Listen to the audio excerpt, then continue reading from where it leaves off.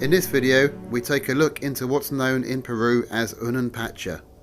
This is the type of vestige in which an ancient culture has cut and shaped the rock in question. In Peru, especially in Cusco, we find this ancient work has not been built over and destroyed, but has buildings built around it, preserving this legacy in stone. Along Hatun Rumyok Street, there is the famous 12-angled vestige in stone. There is always a build-up of people having their pictures taken in front of this. But we are looking at the engineering side, and is it found anywhere else?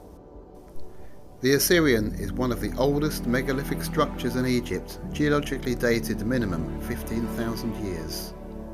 But note the way that the blocks are joined.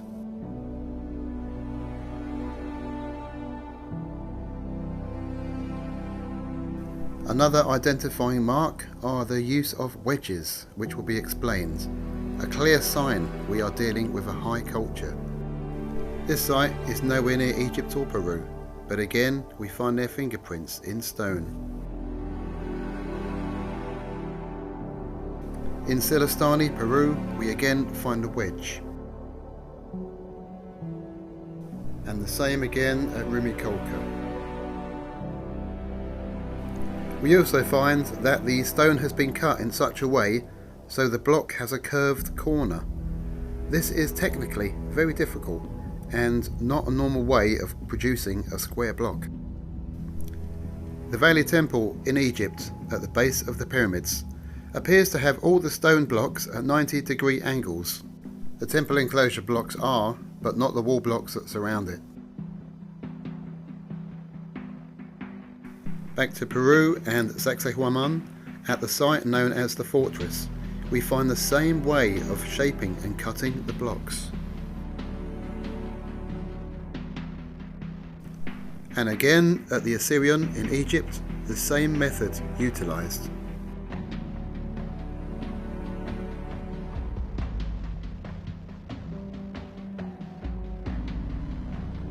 The Spanish colonial church, Coricancha, built around and over an existing temple used by the Inca. We find the same type of method again. At the Assyrian, we find an engineering marvel.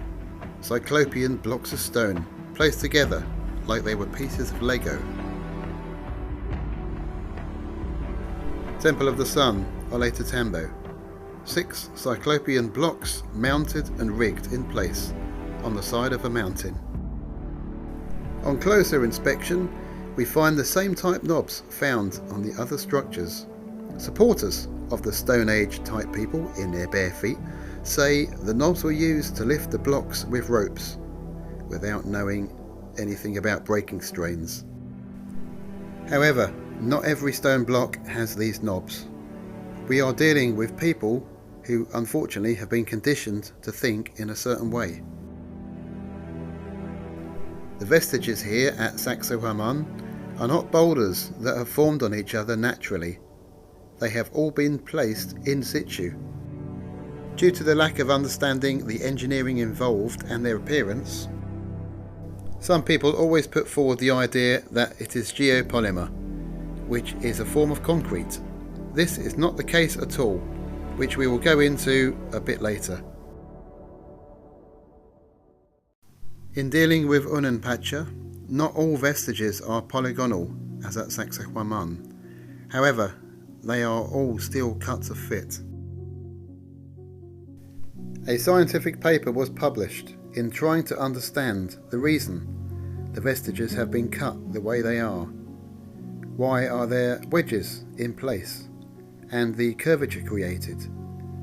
The conclusion was due to earthquakes, which is why we know now the Inca constructions at Machu Picchu were built after, since they would not have survived the level involved. Finally, returning again to the site of Sacsayhuaman, the questions remain. How were the Cyclopean vestiges constructed? If they're not geopolymer, are there traces of rope? If they were moved in place, Then where is the lubricant, wet mud, etc. between the joints?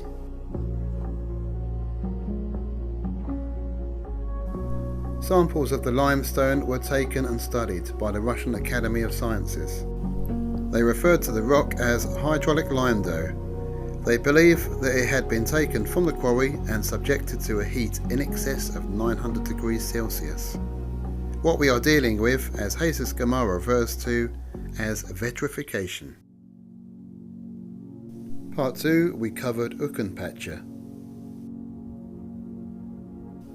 And in this video we have touched on Unan Pacha, referred to as Second World.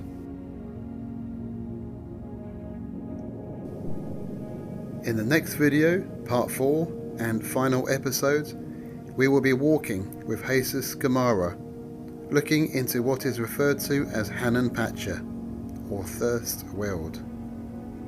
We will be looking into the idea of vitrification and stones that have been cut over 100,000 years ago.